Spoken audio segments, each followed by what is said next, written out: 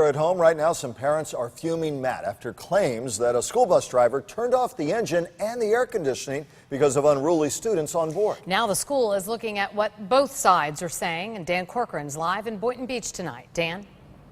Well, Kelly and Michael, it was on one of these privately owned buses here at the charter school of Boynton Beach that this incident allegedly occurred. Students saying that their bus driver's reprimands went way too far. Now the school is looking into what exactly happened on board.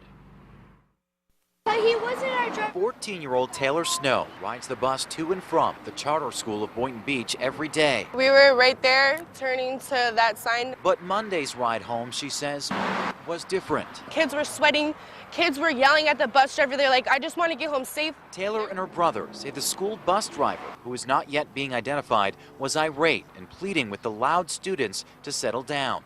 Taylor says the driver stopped the bus in the road near the intersection of 45th and Broadway in West Palm Beach. All the windows were up, and she turned the whole bus off. Windows up, engine off for at least 10 minutes, Taylor claims. And she says the temperature and the driver's temper were heating up. No one knew where they were. We were trying to find street signs, and we were all like yelling. They were like, does anyone know where we are? The driver then started the engine, Taylor says, and began driving, but only to stop again.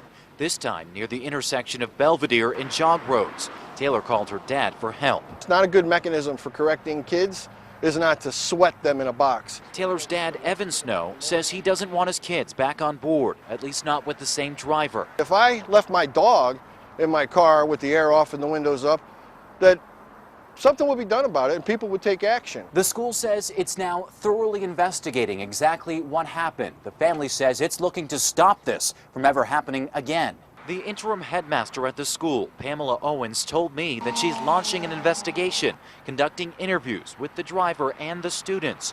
Owens says all drivers of the 11 privately owned school buses here are properly trained and certified. Now again, this investigation early on in its stages right now. No charges, no penalties for that driver at this time. She has worked here, we're told, as a school bus driver for about a year, and she likely will be back on the job tomorrow. Reporting live in Boynton Beach, I'm Dan Corcoran, WPTV News Channel 5.